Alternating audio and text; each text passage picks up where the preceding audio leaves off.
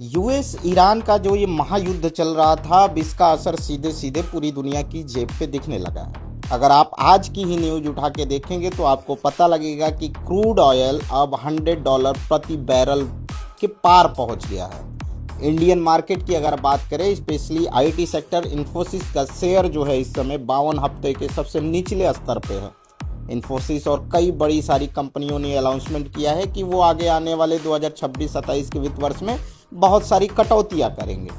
अब देखिए क्या है पूरा माजरा। अगर आप हमारी वीडियो नियमित रूप से देखते हैं तो आपको पता होगा, हमने कई बार इसका जिक्र किया। स्टेट ऑफ हॉर्मुज एक पतली सी स्ट्रिप जिस पे ईरान ने कब्जा कर रखा है, उसके आगे अब यूएस ने कब्जा कर रखा है, यानी कि वहां से न कोई शिप कार्गो आ रही है न जा रही है। अब दिक्कत क्या आ रही है कि वहां से पूरी दुनिया का 20 से 30% एनर्जी की चीज है, क्रूड ऑयल हो गया, एलएनजी हो गया, गैसेज हो गया, सब कुछ निकल के आता है।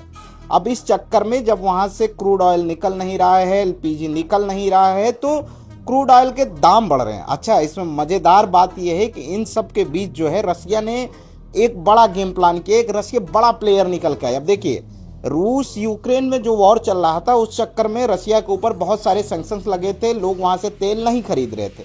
अब रसिया ने इसका फायदा उठाया। रसिया चाहता है कि ये जो स्टेट ऑफ हॉर्मुज है वो चौक रहे, जितना चौक रहेगा उतना रसिया के लिए फायदा रहेगा, क्योंकि रसिया से फिर यूरोपियन कंट्री, एशियन कंट्री, सबको वो एलएनजी बेचेगा, क्रूड ऑयल बेचेगा, सारी चीजें बेचेगा और मजबूरी होगी लोगों की उससे खरीदने के लिए। भारत क्या कर रहा है? तो भारत लगा हुआ है। अब भारत इसमें वेट एंड वॉच में नहीं बैठा है।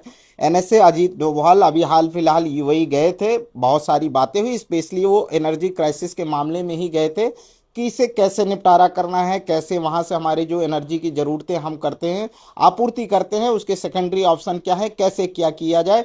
इसी के बीच जो हमारे रक्षा मंत्री राजनाथ सिंह हैं वो एससीओ बैठक में इस समय चाइना और रसिया के रक्षा मंत्रियों के साथ बैठकें कर रहे हैं, बातचीत कर रहे हैं, बहुत सारे मसलों पर बात हो रही है।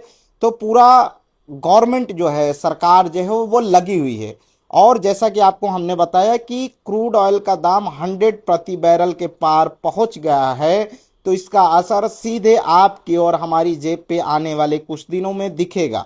पेट्रोल डीजल हो, घर के खाने हो, ऑनलाइन डिलीवरी हो, हर चीज महंगी तो होगी। इसका असर कहीं ना कहीं आपको होगा, आने वाले जस्ट कुछ दिनों में ही आपको इसका असर देखने को मिलेगा। सवाल अब वही है कि क्या भारत जो क्रूड ऑयल के दाम 100 प्रति बैरल डॉलर हो गए हैं उससे कैसे निपटेगा, क्या रणनीति है सरकार की, ये देखने वाली बात होगी। आपकी क्या राय है? अपनी राय हमें कमेंट बॉक्स में जरूर बताएं। सतर्क रहें, सावधान रहें। जय हिंद, जय भारत।